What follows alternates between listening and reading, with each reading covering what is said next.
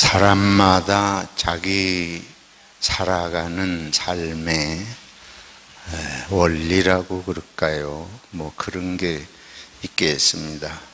그걸 의식을 하고 살아가기도 하고, 또 자기가 일부러 의식하지 못하더라도 반복되는 어떤 패턴이 내 속에서 나를 움직이면서 그렇게 살아간다, 이렇게 볼 수 있겠어요. 나는 나를 잘 모르는데 남은 나를 잘 압니다. 왜냐하면 내가 살아가면서 보여주는 모습이 비슷하게 항상 되풀이되는 모습을 내 주위 사람들은 나를 보고 알아요. 내가 또 다른 사람을 볼 때에 저 사람은 저런 때는 늘 저렇게 반응하고 저렇게 행동하더라, 이런 게 이렇게 보이잖아요. 그래서 그게 일부러 그렇게 생각하고 사는지, 아니면 자기도 모르게 그런 게 속에 들어박혀서 그렇게 사는지, 어쨌든 간에 사람마다 살아가는 모습이 있습니다. 성경은 우리가 어떻게 살아가야 할까? 우리들이 의도적으로 어떻게 인생을, 삶을 사는 것이 가장 바람직한 삶일까? 가장 생명의 가치와 의미 있는 삶인가? 이거를 이제 일깨워 주시는 게 성경입니다. 그래서 하나님께서 말씀을 주신 것은 성경이 창세기부터 요한계시록까지 말씀이 얼마나 많아요. 이 많은 말씀을 주신 것은 우리들의 삶의 여러 가지 상황 속에서 어떻게 살아야 할지를 구체적으로 또는 원리적으로 알게 하셔서 그렇게 살아가지고 정말 복된 삶이, 행복한 삶이, 또 그리고 의미 있는 삶이, 열매를 맺는 삶이 되게 하시려고 이런 말씀을 주신 줄로 믿습니다. 오늘 두 가지 성경을 통해서 그 삶의 원리를 좀 같이 살펴보고 깨닫고자 합니다. 첫째는 야곱의 삶을 통한 배움입니다. 지난주에도 저희들이 야곱의 한 모습을 보았어요. 자기 쌍둥이 형 에서에게 그 장자, 몇 분 간격으로 난 에서의 장자의 직분이 욕심이 나서 기회를 타가지고 형에게 팥죽 한 그릇으로 배고픈 기회를 이용해서 그 장자의 명분을 사는 그런 모습을 보았습니다. 창세기 25장 내용입니다. 근데 창세기 27장으로 가면 그 아버지 이삭, 아버지께서 이제 자기가 나이가 들고 늙어서 눈도 보이지 않고 이제 세상을 떠날 때가 얼마 안 남았다, 이런 이제 느낌이 들었던 것 같아요. 그래서 그 쌍둥이 중에 형 에서를 아버지 이삭은 늘 귀엽게 보고 그랬는데, 그 사냥꾼이라 그러지 않았어요? 에서를 불러놓고, 에서야, 이제 내가 세상을 떠날 기약이 가까이 왔는데 내가 이제 가서 사냥을 해가지고 그걸 잡아다가 내가 맛있게 막 먹고 너를 좀 축복을 해야 되겠다.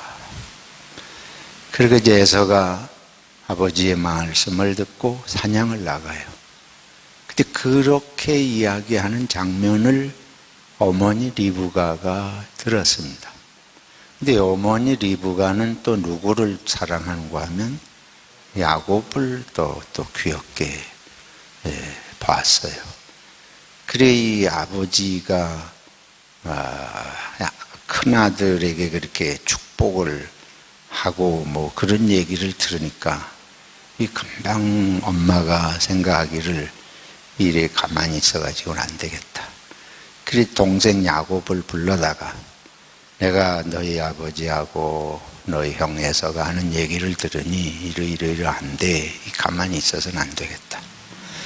그래가지고 야곱이를 시켜서 가서 염소를, 좋은 염소를 잡아가지고 그걸 가져오거라. 내가 요리를 잘해서 아버지께 이걸 드시도록 할 텐데 네가 가지고 가서 에서가 네가 에서 흉내를 내고 사냥을 해서 잡아온 것처럼 이렇게 해야 된다.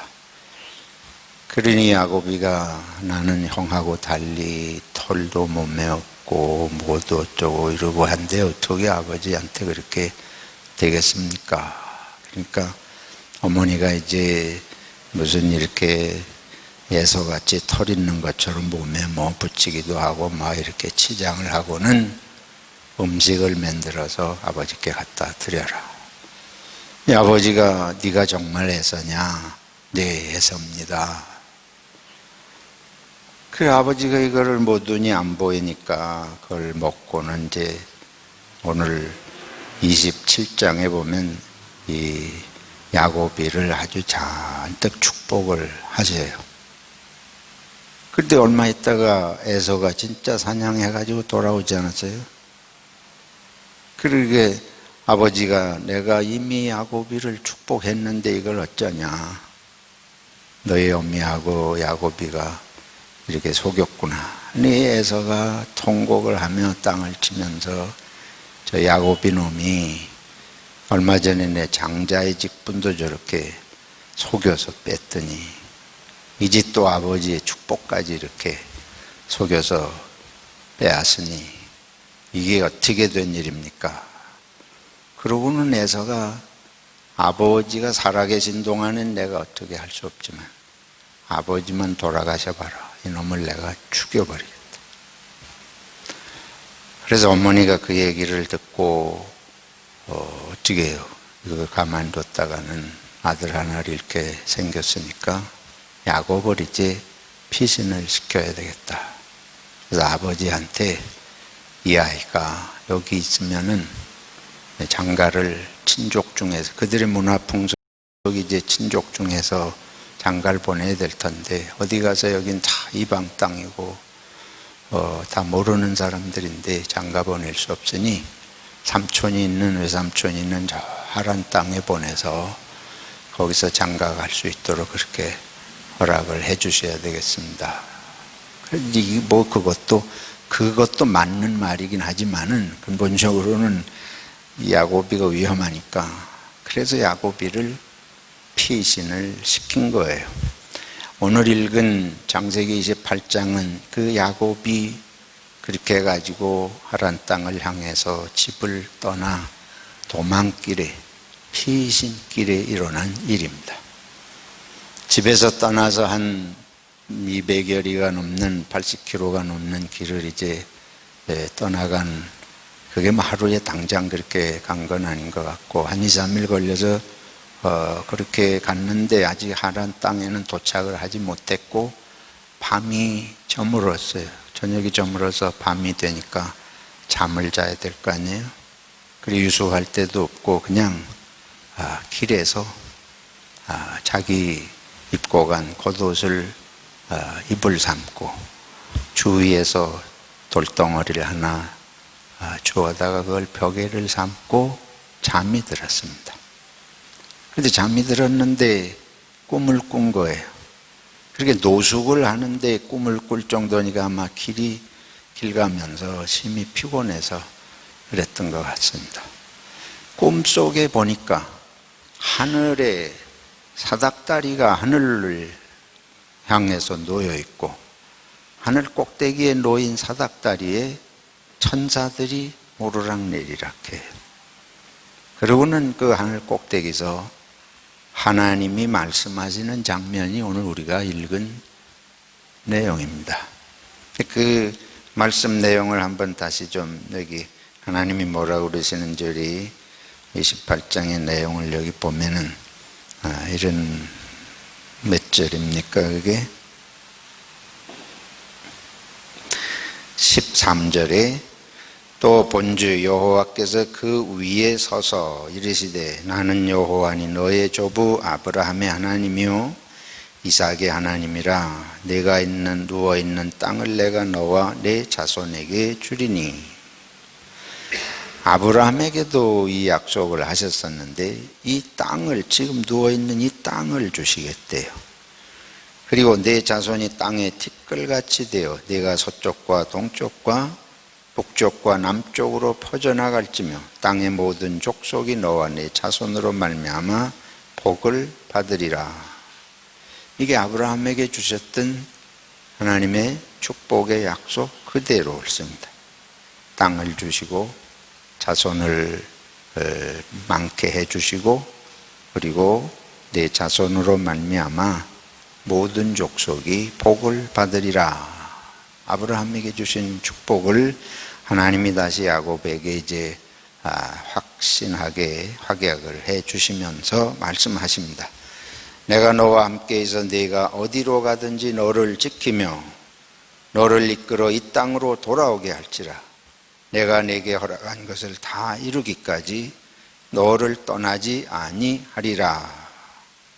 이게 하나님의 약속이에요. 내가 너하고 항상 함께 있겠다. 어디로 가든지 너를 지키고 결국은 다시 끌어서 이 땅에 오게 하겠다. 그래서 내가 네게 허락한 걸 다 이룰 때까지 내가 너를 떠나지 아니하리라. 근데 이 장면을 통해서 이제 우리가 좀 생각을 해 봅니다. 야곱이 살아가는 삶의 방식. 야곱은 어떻게 인생을 살아야 되겠다고 생각을 하고 산고 하면 자기 형의 장자의 직분 그거를 자기 거로 삼기 위해서는 뭐 형제가 아닌데도 쌍둥이가 아닌데도 형에게 기회를 타가지고 팥죽 한 그릇에 장자의 명분을 사고 또 어머니 리브오가하고 함께해서 아버지의 그 장자가 받을 아버지의 축복을 받아내기 위해서 속이고 이렇게 꾸며서 거짓으로 축복을 받아냈잖아요. 이게 이제 야곱이 살아가는 방식입니다. 내가 원하는 것을 위해서는 수단과 방법이 뭐 문제가 되질 않아요. 속이는 것도 같은 형제 간에도 형이 나중에는 땅을 치고 통곡을 하고 자기를 죽여 없애버리겠다고 하는 그런 분노의 마음이 들게 할 정도로 야곱이의 그 살아가는 삶의 방식이 그런 걸 우리가 성경을 통해서 보게 됩니다. 근데 그런 방식으로 산다는 것은 생각이 그런 거예요. 내가 원하는 거, 나의 인생의 목적을 이루기 위해서는 남이 상처를 입든 말든 고통을 받든 말든 내가 원하는 거는 속이든 뭐 거짓을 하든 상관없이 그것을 쟁취하고 성취하고 이루는 이것이 야곱의 삶의 모습이에요. 그 머릿속에 그런 원리가 돌아가는 거예요. 어떻습니까? 저와 여러분을 비롯해서 우리 세상이 대부분 이렇게 살지 않습니까? 이게 야곱의 특별한 모습일까요? 우리들이 세상의 모든 사람들이 살아가는 삶의 모습이 사실은 뭐 이거하고 거의 유사한 거를 부인하기가 어렵습니다. 이런 야곱이 이제 그것 때문에 그로 인해서 결국은 도망가야 되잖아요. 그러니까 우리가 세상 살아가는 모습이 누군가를 고통스럽게 하고 누군가를 해를 끼치면서 그것이 결국은 나도 불편해요. 나도 불행해요. 내게도 위협이 돼서 편하질 않아요. 도망가야 되는 신세가 됐어요. 이게 세상이 악순환처럼 전부 반복이 돼요. 사람마다 다 그런 식으로 살아가니까 서로가 남을 괴롭게 하면서 그것이 부메랑으로 되돌아와서 자기도 편안하지 못하고 도망다니는 삶을 살아야 되고, 이게 세상이 온통 그런 식으로 다 얽혀 있습니다. 여기에 아버지는 2번씩이나 이 아버지는 속임을 당하고, 또 리브가, 어머니는 부부지간에도 엄마 아버지인데도 한 자식을 끼고 이렇게 속이고, 이런 온갖 복잡한 것들이 이 가정 안에서 다 일어나잖아요. 근데 이게 뭐 가정에서 그럴진데 세상에선 더 말할 것도 없잖아요. 세상에선 그거보다 더 엄청난 일들이 날마다 이 세상에 가득하게 일어나고, 밤에 자고 깨고 나면 전부 음모로 가득한 중상모략과 죽이고 살리는 일들로 세상은 날마다 그렇게 되풀이 되면서 돌아가고 있습니다. 야곱이가 어땠을 것 같아요? 이 도망을 가는 신세가 된 야곱이가 그 길을 가면서, 이게 뭐 짐승도 아니고 물건도 아니고 생각이 있는데, 자기 삶의 생각이 복잡해야 할 거 아니에요? 그런 복잡한 생각을 하면서 이제 밤에 피곤해서 잠이 들었는데 하나님께서 나타나셨습니다. 그래서 하나님께서 이 땅을 내게 줄 것이다. 내게 자손이 하늘의 별과 같이 바다의 모래와 같이, 아브라함에게, 그 할아버지에게 약속하셨던 거 늘 귀에 닳도록 아버지 이삭이 들었을 테고, 아버지가 야곱에게도 얘기를 해 주셨을 텐데, 그 말씀을 하나님이 직접 말씀을 해 주셔요. 무엇을 말합니까? 그러면서 두려워하지 말라, 내가 항상 너와 함께 있으리라. 우리가 인간적으로 생각하면 저런 못된 야곱이 놈이 도망가는데 하나님은 그런 자의 하나님이시냐? 성경을 어떤 사람들은 택함을 받은 사람은 무슨 짓을 하든지 하나님이 지키시고 보호하신다, 이렇게 해석을 하는데, 나는 그렇게 보지 않습니다. 이거는 모든 사람의 인간의 모습이 다 거기 들어있는 것인데, 하나님께서 야곱을 부르셔가지고 하시는 말씀은 이거예요. 네가 그렇게 살지 않아도 된다. 내가 그렇게 뭔가 장자의 직분을 내가 사서 갖지 않으면 안 될 것 같고, 아버지의 축복을 억지로라도 속여서라도 받아내지 않으면 축복이 없을 것 같고, 산다는 것은 그런 것이 아니다. 장자의 직분을 사서 장자가 되고 축복을 받아서 축복을 받는 것이 아니고, 이 땅은 내가 너에게 줄 것이고 네 자손은 내가 돌보아서 자손이 번성하게 할 것이다. 그건 하나님의 손에 있는 줄로 믿습니다. 하나님은 야곱에게 지금 그걸 말씀하시는 거예요. 네 인생을 너 혼자 살면서 네가 목적하는 바를 수단 방법을 가리지 않고 이루려고 그렇게 온갖 짓을 하면서 그렇게 살고, 내 형이 어떻게 느끼든지 말든지 분노하게 되든지 말든지 네만 이루고 사는 이런 걸, 그렇게 인생을 살아갈 필요가 없다. 우리가 야곱이 하나님을 만나기 전의 삶의 모습, 그거는 모든 사람이 그렇게 삽니다.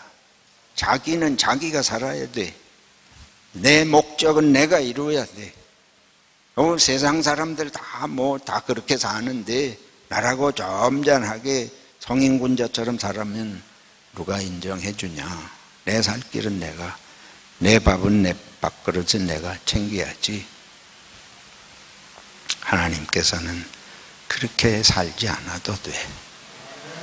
그래서 반드시 내가 너를 이 땅으로 다시 인도해 드릴 것이고, 내가 너희 할아버지 아브라함에게 했던 약속, 너희 아버지 이삭에게 했던 약속을 너에게 그대로 이루어지게 할 것이니까, 앞으로 그런 수단 방법 가리지 않고 사는 인생, 조바심 내고 사는 인생, 뭔가 이루지 못해서 안달하는 삶을 살지 말고, 남이 어떻게 되든 말든 생각하지 않고 사는 그런 길을 가지 말고, 내가 너를 이끌고 복을 주고 할 것을 믿고서 앞으로 그렇게 살아라. 이 믿음이 이렇게 하나님께서 인도하시고 믿음이 함께 하시고 돌보신다는 걸 믿을 때 우리는 다르게 살 수 있을 줄로 믿습니다. 내가 이걸 안달복달 해가지고 그냥 잠을 못 자고 조바심을 하면서 인생을 뭘 이루려고 할 것이 없어요. 그렇게 살면 세상을 행복하게 하는 사람이 되는 게 아니고 세상을 고통과 불신의 도가니로 만들어가는 인생밖에 될 수가 없는 거예요. 하나님께서 우리를 부르시고 선택하시고 사랑하시는 이유가 우리가 세상에서 살아가는 그런 식으로 살도록 우리를 부르실 리가 없잖아요. 하나님이 선택하신 자는 무슨 짓을 하고 살든지 하나님이 복을 주시겠다 하는 건 바른 기독교 신앙이 아닙니다.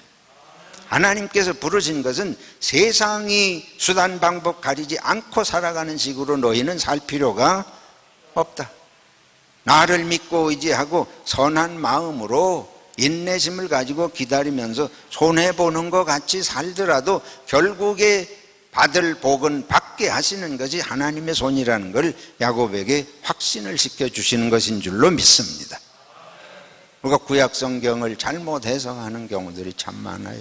바로 이거를 기본적인, 하나님은 선하신 하나님이고 하나님은 내게 선하신 분만 아니고 모든 하나님의 피조물의 생명에 다 선하신 분이라고 할 때에 우리들이 하나님이 부르신 것은 선택 사상을 믿으려면 제대로 믿어야 돼. 선택을 받았다면 선택받은 것을 특권으로 여길 것이 아니고 선택받은 사람이 어떻게 선하게 하나님의 뜻을 따라 살지를 본을 보이라고 그렇게 불러주신 줄로 믿습니다. 그래서 우리가 야곱에게서 배우는 것은 야곱처럼 살지 말아라 하는 것입니다. 하나님께서 이전과 같은 방식으로 살지 말아라. 하나님을 믿고 하나님이 이루시는 것을 믿으면 그렇게 살 수 없잖아요. 그렇게 살 필요 없잖아요.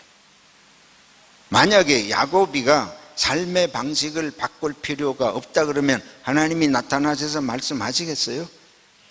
야곱이 지금 추구하는 게 뭔지를 알기 때문에 하나님이 그런 것은 이 방식대로 그렇게 이루려고 하지 말고 내가 이루어질 터이니 두려워하지 말고 염려하지 말고 내가 함께 하는 걸 믿고 언제든지 믿음으로 살아라. 둘째, 우리 이제 예수님께서 가라지 비유를 말씀하셨어요. 이 가라지 비유라는 건 뭔가 하면 밭에 농부가 주인이 씨를 뿌렸어요. 씨를 다 좋은 씨를 뿌리지 않겠어요? 이렇게 밭고랑을 잘 만들고 좋은 씨를 골라서 뿌립니다. 시골의 농부들을 보면 그 종자라고 그러죠. 씨. 종자는 씨앗은 아주 좋은 것만 골라서 그렇게 심어요. 그런데 자라면서 보니까 가라지가 생겼다는 거예요. 가라지는 뭔가 하면 여기서 이제 밀인데 밀같이 생겼는데 비슷한데 밀이 아니에요. 이제 시골에서는 그 논의 벼밭에는 벼나 보리밭에 이런 데 이제 깐북이라는 게 나요. 그게 비슷하게 생겼어요.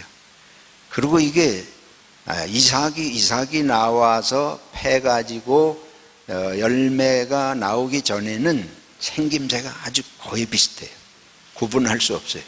오히려 이 가라지나 깐북이가 더 푸르고 왕성해서 더 아주 좋은 것처럼 보입니다. 근데 이제 나중에 가서 이삭을 보면 비슷한데 다른 거예요. 여기 있는 가라지라고 하는 건 이거는 먹으면 설사가 나고 심하면 위험하기까지 한 이제 이런 겁니다. 근데 예수님께서 이게 농부가 다 좋은 것만 씨를 뿌렸는데 어디서 이 가라지가 나왔냐? 일부러 심은 게 아닌데. 예수님의 말씀은 밤에 몰래 악한 자가 와서 이걸 뿌렸다고 말이에요. 뭘 말하는 것입니까? 이 세상이 하나님은 모든 것을 항상 선하게 인도하시는데 왜 이 세상에는 악이 있느냐? 이런 문제를 전문적으로 논하는 걸 신정론이라 그러는데, 하나님은 선하시고 모든 걸 선하게 이끌어 가시는데 어째서 세상에 악한 일들이 있느냐? 예수님께서 이 원수가 사탄이 몰래 이 비슷한데 해를 끼치는, 그래서 이 가라지나 깐부기는 왕성하기 때문에 옆에 있는 다른 곡식들의 양분을 더 왕성하게 빨아먹어요. 그러니까 옆에 있는 곡식들이 잘 자라지 못하게 그런 해를 끼치는 것입니다. 그래 사탄이 이 세상에 하나님의 선하심을 회방하는 악의 세력이 모르는 사이에, 알게 아니고 모르는 사이에 이런 걸 뿌려가지고 하나님의 나라의 선을 회방한다, 그 얘기를 하신 거예요. 우리들이 그거 보면 어떻게 돼요? 당장 이걸 뽑아 치워야 되겠다. 근데 문제는 그거 뽑다 보면 이건 뿌리도 깊고 왕성하게 내리고, 그러니까 그거 뽑다 보면 옆에 있는 다른 좋은 곡식도 같이 뽑히니까 이게 선한 곡식들이 해를 입게 된다. 그래서 그걸 어떻게 해야 되냐? 그냥 기다려라. 두고 기다렸다가 이제 곡식들이 다 나와서, 이삭이 나와서 열매가 다 연그르고 그렇게 추수 때가 될 때는 이제 베어가지고, 그때는 어차피 다 베니까 베어가지고 그것들만 모아서 불사른다. 이걸 이제 마지막 심판 때의 이야기라고 말씀을 하신 것입니다. 우리들이 이 말씀을 통해서 이제 배우게 되는 것은, 살아가면서 보면 이 세상에 이 좋은 일만 있지를 않아요. 마음에 안 드는 일, 악한 일, 이런 것들이 많이 생겨요. 근데 이제 그거를 해결하려고 하다가 보면 내 삶의 뿌리 자체가 흔들릴 수가 있습니다. 이게 악이라고 하는 게 그 사탄이 목적한 게 있기 때문에 그걸 심어가지고 주변에 악영향을 그야말로 미쳐가지고 선한 곡식들을 피해를 입히고 문제를 일으키려고 의도적으로 그걸 갖다 심은 거거든요. 근데 우리들이 이걸 못 보기 때문에 이 사탄이 뒤에서 작동한다고 하는 거를 모르고 그거를 네 탓이냐 내 탓이냐 하고 서로 우리 가운데서 어떻게 하려고 하다가 보면은 분열이 일어나고 싸움이 일어나고 그러잖아요. 여러분들이 살아가면서 일터에서나 우리 삶 속에서 이런 바람직하지 않은, 견디기 어려운 어떤 때는 그런 일들이 있을 때에 먼저 생각할 것은 이게 무엇의 작동일 수가 있다. 사단의 보이지 않는 역사가 이 속에 작동할 수 있다는 걸 항상 염두에 두어야 할 줄로 믿습니다. 예수님께서는 끊임없이 그걸 일깨우셨습니다. 근데 우리들은 오늘날 배운 지식과 현대인의 과학적인 사고, 합리적 사고 이런 거에 빠져 있어가지고 사탄이 역사하는 건 눈에 안 보이거든. 믿지를 않아요. 영적인 분별력이 필요하다고 그러더라도 그거는 광신자들이나 하는 소리지, 이 세상에 보이는 건 사람밖에 안 보이고 돌아가는 일밖에 안 보이고, 그러니까 자기들끼리 싸우는 거예요. 자기들끼리 죽을 힘을 다해서 그것도 싸워요. 우리는 예수를 믿습니다. 예수님의 말씀에 귀를 기울여야 할 줄로 믿습니다. 우리는 영적인 세계가 있는 것을 믿는 공동체 옳습니다. 그래서 항상 이런 것을 놓고 볼 때 무슨 일이 일어나면 먼저 영적으로 분별하는 게 필요하다. 그리고 우리들이 이제 주님께서 그러니까 이거를 심판 때까지 그냥 인내하고 기다리는 게 필요하다. 그래서 주님께서 하신 말씀은 그거예요. 그런 것에 마음을 빼앗기다 보면 우리가 살아야 할 본질적이고 중요한 그거를 놓치게 되는. 그래서 사탄의 목표가 그거예요. 그러니까 우리 마음을 주님에게 집중하고 이 문제는 내가 해결할 수 없다. 우리 인간적으로 해결하려다가는 반드시 옆에 있는 것까지 다 문제가 생기니까 누구에게 맡겨야 돼요? 하나님께 맡기고 우리가 기도하면서 가야 할 일들이 있다고 하는 것입니다. 그리고 우리는 선한 것에 집중해야 됩니다. 하나님이 하시는 건 항상 선하시니까 무엇이 지금 선한 것인지에 집중할 필요가 있어요.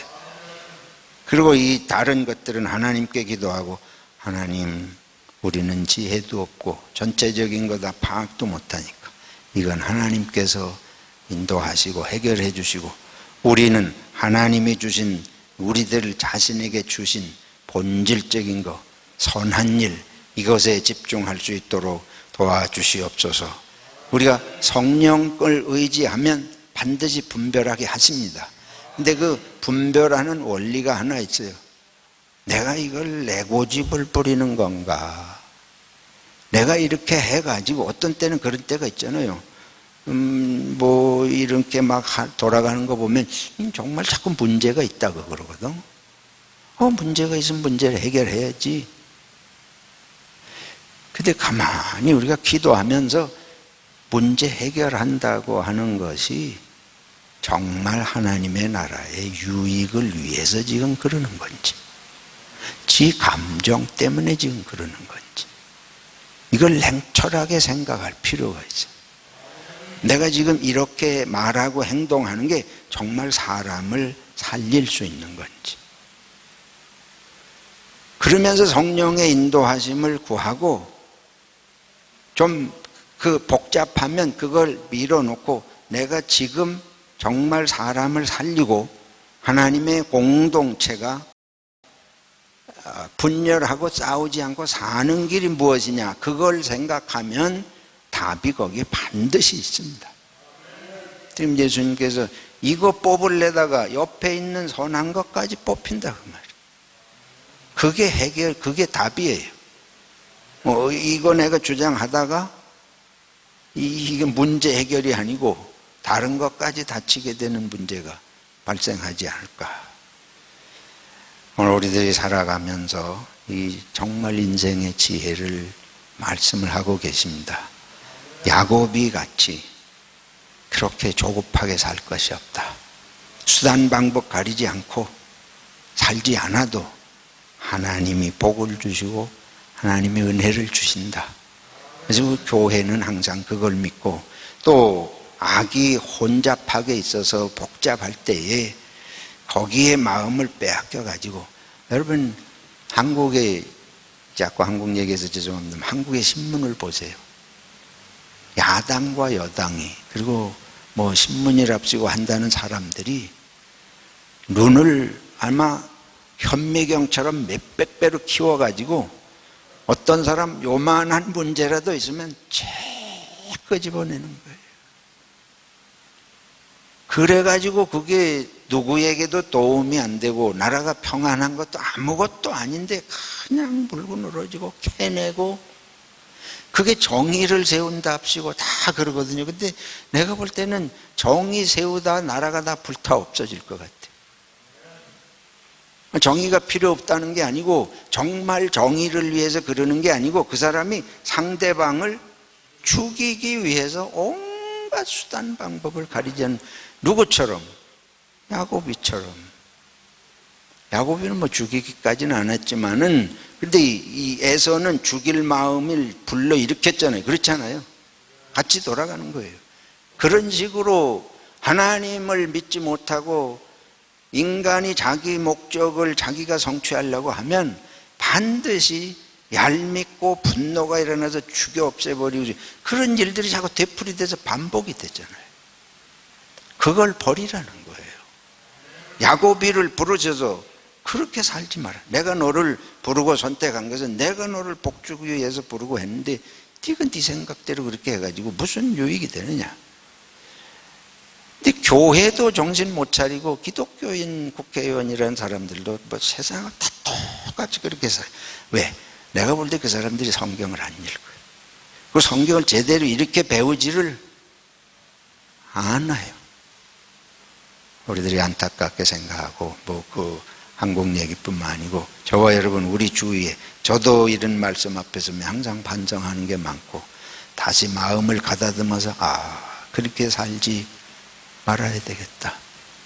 하나님이 주시는 선한 것에 집중하고 인내하고 원망하지 말고 인내하고 가면 하나님은 선이 악에게 지지 않도록 반드시 합력해 선을 이루도록 인도하실 줄로 믿습니다. 우리 사랑하는 소망교회 성도님 여러분, 코로나 바이러스가 세상을 위협해도 우리가 두려워할 거 없습니다. 조심해야 돼요. 그러나 이것에 눌려서 살면 삶의 본질을 망각하게 돼요. 우리가 뭐 언젠가 하나님 앞에 갈 거 아니에요. 이래 가든 저래 가든 뭐 가긴 갈 터인데, 사는 동안에 이런 문제들이 있는, 여러 가지 문제들이 언제든지 오지만은 그것 때문에 본질을 망각해서는 안 된다. 하나님을 어떻게 예배할지에 집중해야 할 줄로 믿습니다. 그거에 집중하고 다른 일들을 하나님께서 맡아서 해결해 주시도록 우리가 기도하고, 그래서 중심을 붙들고 하나님이 내게 주신 인생길이 무엇인지 분명히 알고 알려주시도록 기도하고, 그걸 붙들고 같이 서로 이해하고 기도하면서 이 길로 갑시다. 다른 여러 가지들이 있지만은 우리에게 중요하게 주어진 게 이것이니까 이것에 마음을 집중하고 모으고 갑시다 하면 하나님 영광 받으시고 저와 여러분을 꼭 지켜주실 줄로 믿습니다. 자비로우신 하나님, 우리는 제한된 생각밖에 모릅니다. 그러나 하나님은 모든 것을 아시고 선하게 인도하시는 줄로 믿습니다.